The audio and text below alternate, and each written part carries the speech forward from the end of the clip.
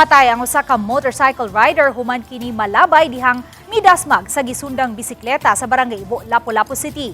Sa imbestigasyon sa Lapu-Lapu City Police, nasayran nga parehong nagsubay sa samang lane ang bisikleta ug nagsunod ang motorsiklo. Apan daw wa makabantay ang motorcycle rider nga may bisikleta sa iyang atubangan, hinungdan nga iya kining nadasmagan ug pareho silang nangalabay. Mga pangusog bunog ang nahiaguman sa nagbisikleta. Apan ang motorcycle rider nga wa mag-helmet ang nagrabihan ug gideklarar nga dead on arrival sa tambalanan.